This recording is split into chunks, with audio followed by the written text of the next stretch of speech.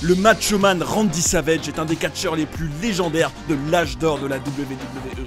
Entre sa manière de parler iconique, ses tenues flamboyantes et ses matchs mémorables à WrestleMania, il a marqué des millions de fans, au point de devenir une véritable star de la pop culture. C'est un plaisir de vous retrouver sur Johnny Catch pour vous présenter cette nouvelle série en 3 épisodes sur le parcours d'un des personnages les plus charismatiques de l'histoire du catch. Vous apprendrez entre autres comment il s'est retrouvé sous la menace d'un revolver sur un parking dans les années 80. Comment son attitude assez extrême par rapport à sa femme, Miss Elizabeth en coulisses, a permis à la WWE de battre un record en termes de vente de pay-per-view. Et aussi, pourquoi il a obligé Ricky Steamboat à apprendre 160 étapes par cœur pour leur match légendaire à WrestleMania 3. Le nombre de sit-ups hallucinants qu'il faisait tous les jours à l'époque où il s'entraînait pour faire carrière dans le baseball. Comment il a créé le personnage du Macho Man dans les moindres détails, et même l'explication folle derrière l'œil au beurre noir de Hulk Hogan à WrestleMania 9. Et vous ne devinerez jamais comment Randy Savage a réagi quand un fan est venu lui demander un autographe alors qu'il était arrêté à un feu rouge. N'hésitez pas à faire comme Sacon203 qui est très fidèle à la chaîne et qu'on remercie du fond du cœur en vous abonnant, en likant et en partageant la vidéo pour faire grandir la chaîne tous ensemble. Vous êtes bien sur Johnny Catch, l'incroyable carrière du Macho Man Randy Savage, épisode 1. C'est parti!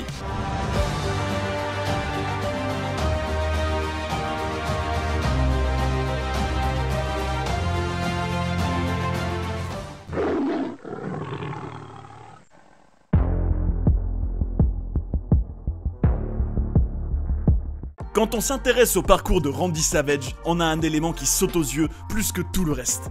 Sa célèbre intensité, qui a marqué bon nombre de fans de catch, n'était absolument pas de la comédie, bien au contraire, vous allez voir. Dès sa plus tendre enfance, on la devine déjà, et on pourrait même avoir l'impression qu'il en a hérité génétiquement, puisque son père, Angelo Poffo, dont la famille est d'origine italienne, est apparu dans le journal Ripley's Believe It or Not, parce qu'il avait battu le record mondial de sit-up consécutifs. Il en a fait, tenez-vous bien, 6033 par la foudre de Zeus. Il a dit que quand il est arrivé à 6000 sit-ups, il était tellement soulagé d'être encore vivant qu'il en a fait 33 de plus pour chaque année de vie de Jésus, étant donné que c'était un homme religieux. Le fait est qu'avec un père pareil, qui avait en plus fait 3 ans dans la marine et qui était même catcheur, le jeune Randy semblait destiné à devenir une machine de guerre.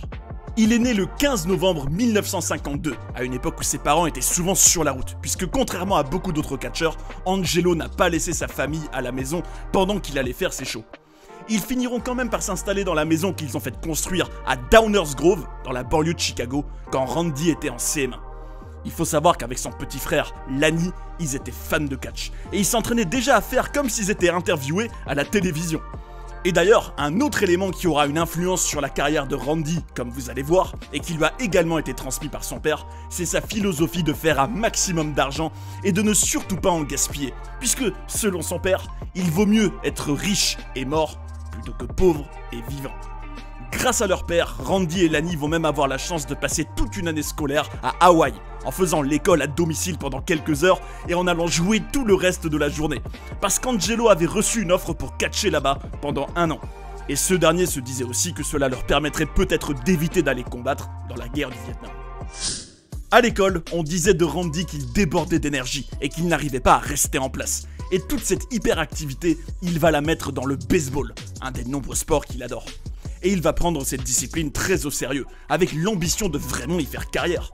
Apparemment, à cette période, il s'entraînait sans arrêt, jusqu'à ce qu'on l'oblige à partir du terrain.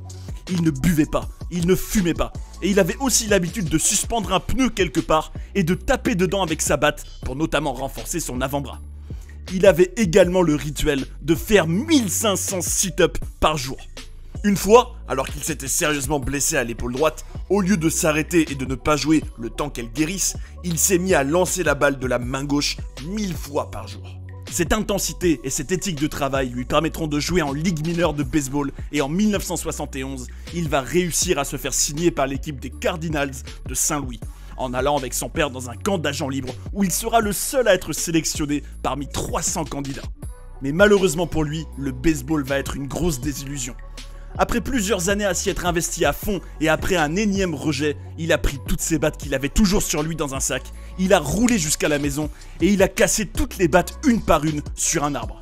Désormais, il ne voulait plus jamais entendre parler de baseball, même en tant que simple fan, et il était décidé à plutôt retourner vers son premier amour, le catch. Même s'il était assez maigre, il avait la détermination d'y devenir le meilleur, et surtout cette intensité qui allait le caractériser pendant de nombreuses années, pour le meilleur et pour le pire. Alors restez bien jusqu'au bout de cet épisode pour découvrir ou redécouvrir dans les moindres détails comment Randy Poffo est devenu le Macho Man, et comment il s'est retrouvé dans une guerre très réelle contre Hulk Hogan. Et croyez-moi, vous allez être choqués par son histoire.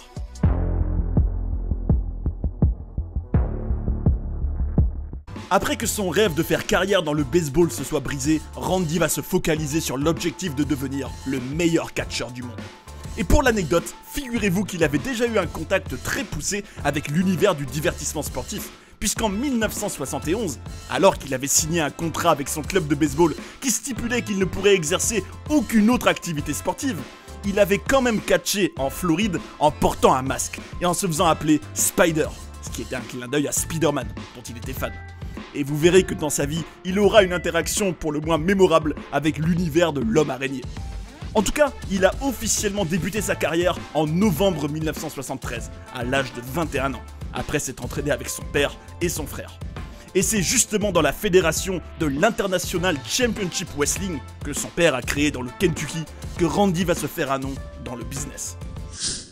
C'est à prendre en considération que c'était l'époque des territoires dans le catch, avant que Vince McMahon mette tout le monde à la rue en construisant son empire de la WWE, et que la famille Poffo et sa promotion de l'ICW avaient un concurrent local et pas des moindres, la Continental Wrestling Association à Memphis, notamment portée par la légende et futur commentateur iconique de la WWE, Jerry Lawler. Là-bas, Jerry Lawler et les siens étaient diffusés sur la 5e chaîne, alors que l'ICW était diffusé sur la 24e. Alors, qu'est-ce qu'ils se sont dit les Poffo ? Tout simplement qu'ils vont adopter une stratégie agressive envers leurs concurrents pour se faire remarquer, eux qui étaient d'une certaine manière une fédération hors la loi et rebelle. Dans leur show, ils vont régulièrement dénigrer la CWA et Lawler, à un point où Randy va même le challenger plusieurs fois pour qu'ils s'affrontent dans un match.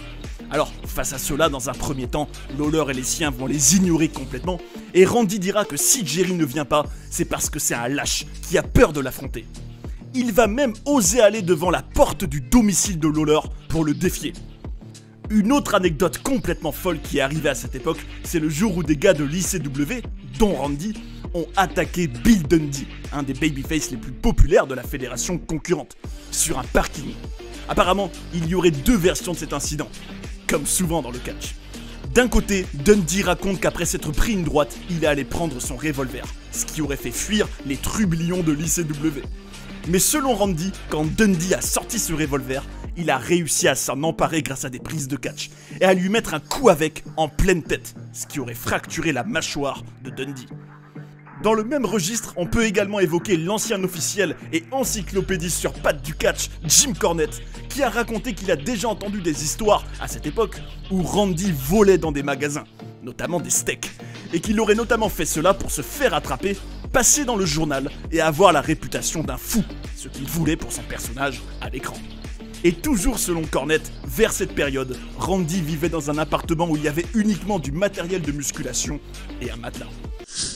Finalement, cette stratégie sera payante, puisqu'ils finiront par organiser une bataille des compagnies ensemble dans le grand Mid-South Coliseum de Memphis. À cette période, Randy va également faire une rencontre qui va changer sa vie. Alors qu'il s'apprêtait à démarrer sa séance de musculation avec son frère dans une salle à Lexington, dans le Kentucky, une jeune femme belle et élégante va attirer son attention. Une certaine Elizabeth Hulett. Ils finiront par se mettre ensemble et vous allez voir qu'il l'emmènera avec lui dans le catch, ce qui aura bien des conséquences, c'est le moins que l'on puisse dire. En fin de compte, Randy réussira à se faire remarquer par la grande WWE de Vince McMahon. En juin 1985, il y signera un contrat, et à ce moment-là, il n'avait qu'une seule demande, que la compagnie signe également son petit frère Lanny. Il va donc débarquer dans la fédération de Stamford avec une double réputation.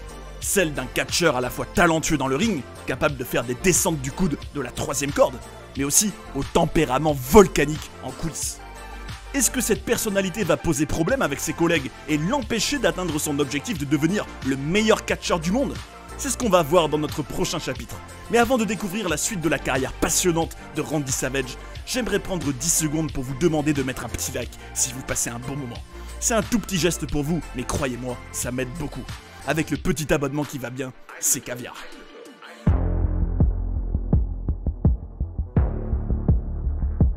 Quand Randy est arrivé à la WWE, les officiels ont été clairs avec lui.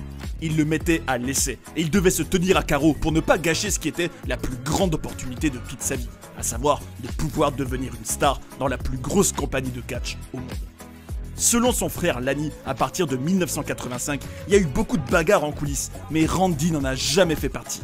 Il savait qu'il devait se montrer sous son meilleur jour. Par contre, il n'était obsédé que par une seule chose: avoir les meilleurs matchs possibles avec ses collègues. Et vous verrez qu'on peut bel et bien parler d'une obsession. Mais surtout, en étant maintenant à la WWE, Randy est face à un défi majeur. Comment va-t-il arriver à se démarquer ? Déjà, il faut prendre conscience que d'un point de vue purement physique, il était loin d'être le plus impressionnant, puisqu'il ne faisait qu'1m85, là où un Hulk Hogan, la grande star de la WWE dès l'époque où Randy venait de signer, faisait 2m01 par exemple. Alors certes, Randy avait fait une grosse transformation physique pour être bien plus massif et il pesait quand même 109 kg. Mais il lui fallait plus que cela. Lui-même disait d'ailleurs à Michael Brown, l'homme qui a créé toutes ces tenues, qu'il était petit dans ce business et qu'il devait compenser cela autant qu'il pouvait pour que les spectateurs croient quand même en lui. Déjà, pour vraiment sortir du lot, il a créé un personnage, et pas n'importe lequel, le Macho Man. Dans cette logique, il s'était donc musclé en s'entraînant intensément, mais en se laissant aussi pousser une grosse barbe, ce qui n'était pas très courant chez les catcheurs dans les années 80. Ensuite, il lui fallait un nom, parce que pour Randy, c'était hors de question de catcher sous le nom de Pofo, parce que son père l'avait déjà fait, et qu'il ne voulait pas qu'on pense qu'il profite de la réputation de son paternel. À ce moment-là, il a écouté les conseils de vétérans du business, qui lui ont dit qu'avec son look et sa manière de catcher, il avait l'air d'un sauvage. Et c'est comme ça qu'il s'est renommé Randy Savage. Quant au surnom de Macho Man, on a aussi bien pu entendre que c'est un surnom qu'on lui a donné quand il faisait du baseball parce qu'il était très agressif dans sa manière de défendre son équipe, mais aussi que c'est sa mère qui en a eu l'idée, après que Randy l'ait appelé pour lui faire une liste de surnoms potentiels pour lui, et qu'elle soit tombée sur un article du magazine Reader's Digest qui disait que l'expression Macho Man allait bientôt être à la mode. Randy était intrigué par cette expression et il a fini par l'adopter. Dans une logique de toujours plus se démarquer, il va avoir un theme song plutôt original, puisqu'il s'agit de la musique Pomp and Circumstance du compositeur Edward Elgar. Une musique symphonique et plutôt lente, aux antipodes du theme song rock et survolté de l'Ultimate Warrior par exemple. Et pour l'anecdote, c'est une musique que le catcheur Gorgeous George, un des mentors du père de Randy, utilisait pour ses entrées. C'est donc en quelque sorte un hommage à cette légende des années 40 et 50. Mais là où Randy Savage a fait le choix d'être encore plus original et novateur, c'est dans ses tenues pour aller au ring. Il va faire appel à Michael Brown, qui est quand même l'homme derrière les accoutrements de Jimi Hendrix et du groupe Aerosmith, et celui-ci va lui créer des robes, des chapeaux, des lunettes, des pantalons, qui auront tous le point commun d'être très colorés, souvent excentriques et avec beaucoup de paillettes. Et c'est clair que quand on voyait Randy Savage déployer ses ailes en quelque sorte, on peut dire qu'il occupait l'espace, et que cela le faisait logiquement paraître plus large. Il était d'ailleurs à cheval sur ses tenues, puisqu'il en changeait régulièrement. Et même dans sa manière de bouger et de se tenir, il faisait de son mieux pour paraître le plus large et le plus grand possible, en marchant parfois sur la pointe des pieds par exemple. Si on ajoute à cela ses lunettes de soleil pour le moins exotiques et ses bandanas, c'est clair qu'il n'a rien laissé au hasard pour se démarquer. Et puis, ses tenues avaient également l'avantage d'aller avec son énergie débordante qui le caractérise depuis sa jeunesse, et ses looks assez fous collaient à sa personnalité. Un autre élément majeur dans la construction de son personnage, c'est bien évidemment sa manière unique de parler, avec cette voix très rauque et sa fameuse catchphrase « Oh yeah !» Et ce qui est fou, c'est que tout part des crises d'anxiété qu'il avait à une époque à l'idée de faire des promos. C'est quelque chose qui le tétanisait, et pour pouvoir y progresser, il a demandé à son frère, qui était meilleur que lui dans ce domaine, de l'aider. Alors, Lanny a réfléchi, s'est dit que Randy voulait être un sauvage, et lui a donc demandé quelle était l'interview la plus sauvage qu'il ait jamais vue d'un catcheur. Alors, le Macho Man a réfléchi et lui a répondu King Curtis Iokea et Pampero Firpo. À l'époque où ils ont vécu pendant un an à Hawaï, ils regardaient le catch à la télévision et ils avaient justement été marqués par ce Pampero Firpo qui disait avec une voix rocailleuse « Oh yeah !» Alors, Lani a dit à Randy de l'imiter, ce qu'il a fait, et là, c'était la révélation. Ça y est, il avait trouvé sa voix, et même sa catchphrase légendaire. Et ce qui est tout simplement incroyable, c'est ce que son frère a également confié au sujet de cette scène charnière entre eux dans la carrière du Macho Man. Après ce moment, je n'ai plus jamais entendu la voix normale de mon frère. En tout cas, avec toute son apparence, sa manière de parler et de bouger, Randy avait réussi à créer un personnage qui ne passerait pas inaperçu à la WWE. D'autant plus que dans son ascension, vous allez voir qu'il va même encore plus se démarquer.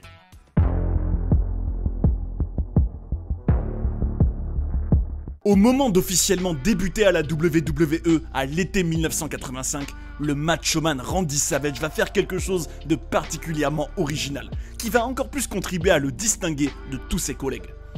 Alors qu'il était convoité par plusieurs managers qui voulaient faire de lui leur poulain, il va présenter celle qui va être la première dame du catch, sa manageuse, alors qu'ils sont en couple depuis plusieurs années dans la vraie vie, Miss Elizabeth. A priori, c'est Randy qui avait suggéré à la WWE de donner la chance à Elizabeth, et on peut dire que les officiels sont eux aussi tombés sous son charme.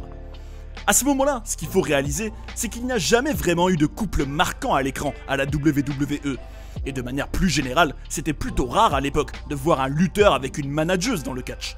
C'était donc un nouvel élément qui différenciait le Macho Man, qui permettait également d'apporter des nuances plus subtiles à son personnage, qui est intense et assez fou. Il y avait un contraste intéressant, je trouve, entre le côté sauvage de Randy et le côté raffiné et calme d'Elizabeth. Par contre, être accompagné d'une manageuse pouvait malgré tout créer un problème pour lui, à mes yeux. Effectivement, par sa beauté, elle pouvait détourner l'attention des fans du Macho Man. Et sur le long terme, s'il se retrouvait un jour sans elle, on pourrait d'un coup se rendre compte qu'en réalité, c'était surtout Elizabeth que les fans étaient contents de voir. Néanmoins, d'un point de vue privé, c'était génial pour le Macho Man sur le papier, puisqu'il travaillait avec sa femme, alors que d'habitude, les épouses des catcheurs restaient toujours à la maison, pendant que leur mari était sur la route. Une situation généralement compliquée à vivre pour plein de raisons. D'ailleurs, à propos de cette association de Savage avec Miss Elizabeth, la légende canadienne Bret Hart a avoué qu'il était envieux de lui à l'époque, parce qu'il avait la chance d'avoir sa femme en permanence avec lui. Alors que pour Bret, la vie sur la route était difficile parce que sa famille lui manquait. Mais ce qui caractérisait également cette relation entre Randy et Elizabeth, c'est qu'il était quelqu'un de très protecteur. Jerry Lawler a même raconté que la raison pour laquelle Savage a fait en sorte que sa manageuse à l'écran l'accompagne également au ring, c'est pour qu'il puisse toujours avoir un œil sur elle. En coulisses, Randy ne laissait quasiment personne approcher Elizabeth, à part notamment Linda, la femme de Hulk Hogan. Alors là, c'est une situation qui peut poser des questions si on prend du recul. Déjà, est-ce que le côté protecteur de Randy Savage avec Miss Elizabeth n'allait pas finir par prendre des proportions démesurées dans cet univers qui peut facilement rendre fou ses acteurs? Est-ce que leur relation allait survivre à cette exposition médiatique et à toute la pression d'être des superstars de premier plan à la WWE? Mais aussi, est-ce qu'avec sa beauté, Elizabeth allait causer du grabuge parmi tous ces catcheurs qui avaient la réputation, surtout à cette époque, d'être des coureurs de jupons? En tout cas, c'est des questions qui méritent d'être posées et qui auront leur importance par la suite.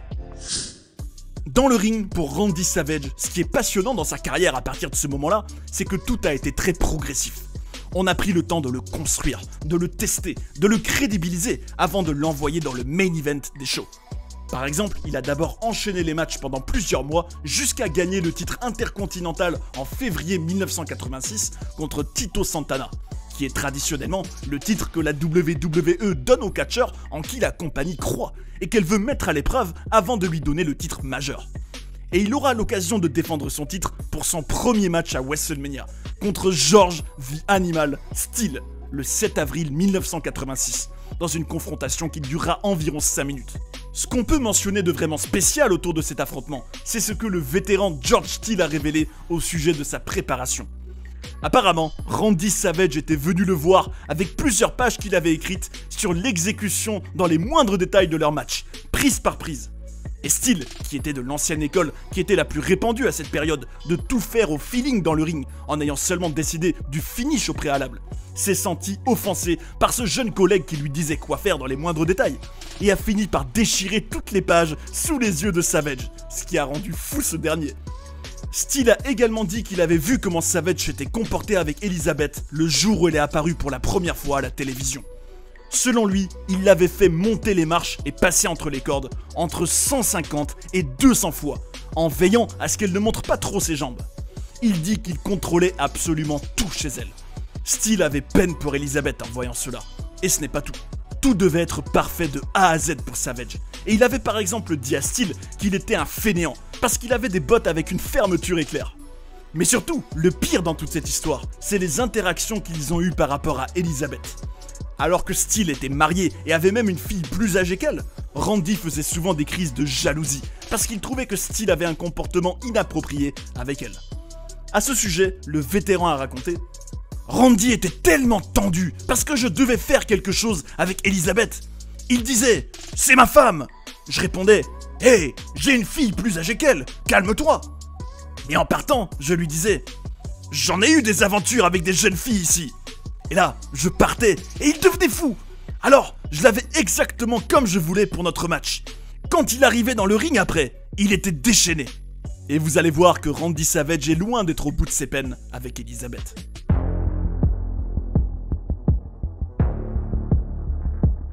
Dans sa carrière, le match qui a vraiment fait prendre une autre dimension au Macho Man, c'est celui qu'il a eu contre Ricky the Dragon Steamboat à WrestleMania 3 en 1987, dans lequel il défendait sa ceinture intercontinentale.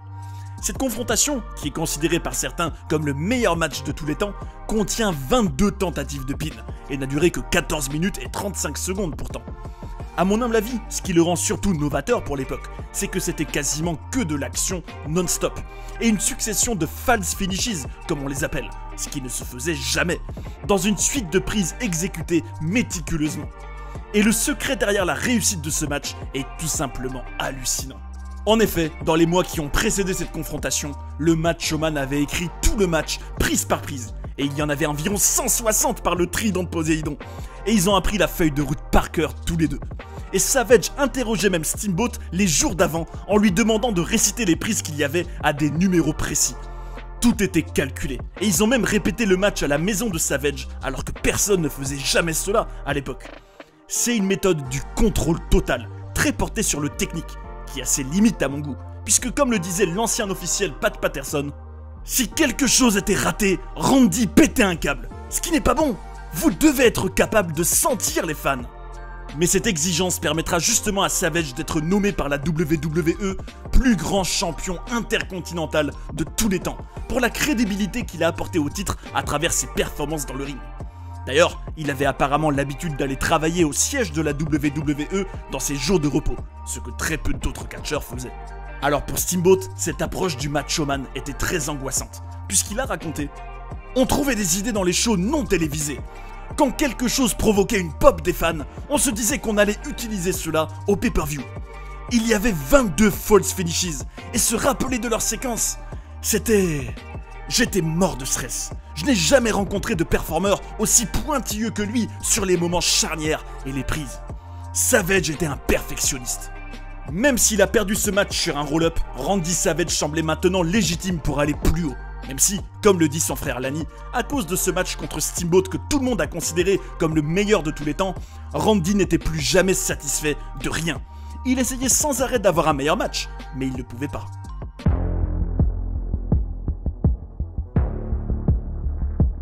Dans ce cheminement progressif vers le sommet de la WWE, Randy Savage va connaître son heure de gloire à WrestleMania 4, en devenant le champion de la fédération pour la première fois en ce 27 mars 1988. Ce jour-là, un tournoi était organisé pour remporter la ceinture qui était vacante, et il y a battu en finale Ted DiBiase, le $1 Million Man. Dans le tournoi, figurez-vous que Ricky Steamboat souhaitait affronter Savage pour faire un rematch de l'année précédente et offrir à Savage sa revanche, mais c'est Vince McMahon qui n'a pas voulu. Et ce qui est fou, c'est qu'à peu de choses près, ce triomphe du Macho Man, qui représentait quand même la première fois depuis 4 ans que quelqu'un d'autre que Hulk Hogan était champion, a failli ne pas arriver, à cause d'un incident qui a eu lieu 2 ans avant. En effet, un certain David Pechel avait porté plainte contre lui, parce qu'à l'époque, quand il a eu le malheur d'aller demander un autographe à Savage alors qu'il était arrêté à un feu rouge, selon des témoins de la scène, le Macho Man serait sorti de sa voiture, l'aurait attrapé et lui aurait fait un body slam par terre, ce qui lui a notamment fracturé le dos. Bon, faut dire que Savage était heal à l'époque, Mais le fait est qu'ils ont fini par trouver un arrangement, heureusement. Mais c'est sûr que même en coulisses, Randy était un personnage spécial. Par exemple, Ted DiBiase a dit à son sujet qu'il était très radin. Ce qui n'est pas étonnant quand on se rappelle de la philosophie que son père lui a transmise sur l'argent. Apparemment, lorsque cela arrivait qu'il sorte de l'arène à 2h du matin après un show avec Miss Elizabeth, il refusait de payer une chambre d'hôtel si c'était seulement pour y dormir 3 heures. Et il dormait donc dans la voiture. Jim Duggan, un de ses collègues, a quant à lui révélé qu'ils avaient l'habitude de jouer aux échecs avec Savage en coulisses des shows. Le fait est qu'après ce sacre à WrestleMania 4, Randy Savage était devenu une méga star pour de bon. Il apparaissait dans des émissions mainstream à la télévision, il catchait toutes les semaines, en sachant qu'en 1986 et 1987 par exemple, il avait eu plus de 250 matchs chaque année, soit 5 par semaine pendant 2 ans, ce qui est impressionnant. Alors qu'en coulisses, beaucoup de ses collègues étaient jaloux de lui, et certains étaient convaincus qu'avec Savage comme champion, les chiffres allaient être beaucoup moins bons qu'avec Hulk Hogan, qui, à cette période, se consacrait davantage à sa carrière d'acteur, le Macho Man a cloué les becs de ses détracteurs, puisque rien n'a changé pendant son règne au niveau de la fréquentation des arènes. La Macho Madness s'était emparée de l'esprit des fans. Et c'est important d'avoir à l'esprit la popularité du catch à la fin des années 80. Par exemple, la WWE avait fait une émission qui s'appelait The Main Event le 5 février 1988 sur la chaîne NBC, dans laquelle il y a eu un match entre Hulk Hogan et André le Géant, et vous ne devinerez jamais combien de téléspectateurs l'ont regardé. 33 millions de téléspectateurs. À titre de comparaison, la finale de la Coupe du Monde de football en décembre 2022 a été vue par 24 millions de personnes en France. Clairement, le catch bénéficiait d'une popularité incroyable. Et le Macho Man pouvait maintenant partager le spotlight de la compagnie avec Hulk Hogan. Et on notera que le Hulkster avait aidé Randy dans son match final contre Ted DiBiase et qu'il avait même célébré avec lui. Ce qui a pu paraître comme une tentative de Hogan de venir se faire mousser et de voler la vedette au Macho Man. Mais l'officiel Bruce Pritchard a raconté qu'à l'époque, Vince McMahon voulait que tous les shows se terminent par Hulk Hogan qui fait sa pause, pour que tout le monde soit content en rentrant à la maison. Et surtout, dans ce cas précis, c'était une manière d'inciter tous les Hulkamaniacs à aussi être fans de Macho Man. Désormais, avec Randy Savage au top, la WWE pouvait créer l'équipe la plus puissante de tous les temps et planter les graines d'une de ses rivalités les plus passionnantes. Sortez le popcorn.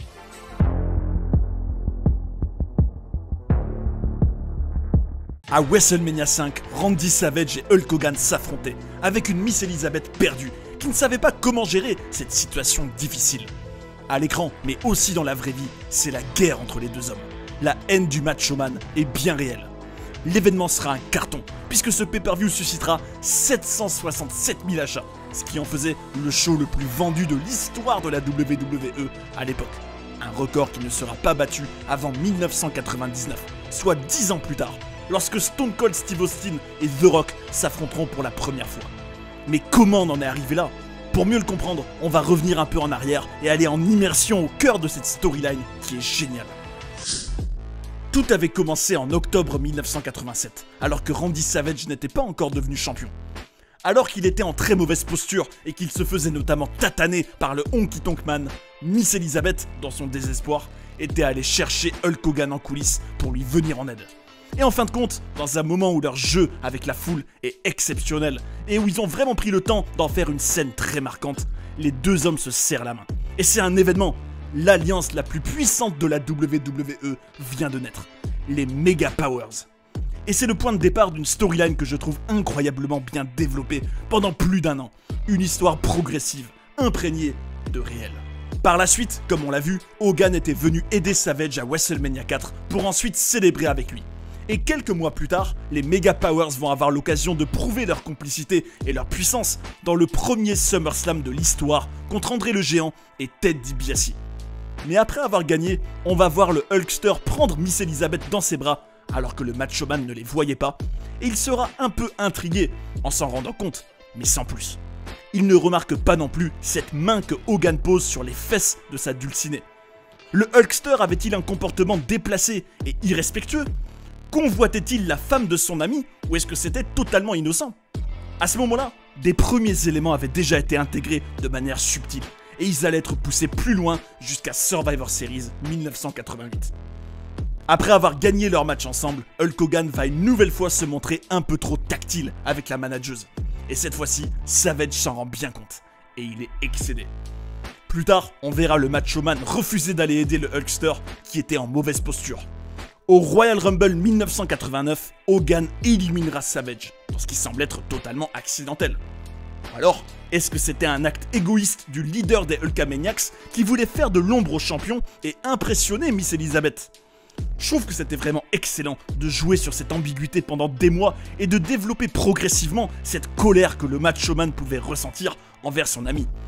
On était dans une situation de triangle amoureux en quelque sorte, du moins une configuration dans laquelle Savage était de plus en plus jaloux et en colère vis-à-vis de celui qui est censé être son ami, et dont le comportement envers sa dulcinée semble suspect. Et à ce moment-là, je vous dis, voilà une histoire à laquelle chaque téléspectateur peut s'identifier, un angle digne d'une série qui fait appel à des sentiments que chacun peut déjà avoir vécu. On raconte une histoire universelle avec des personnages larger than life. N'est-ce pas là la mission du divertissement sportif ?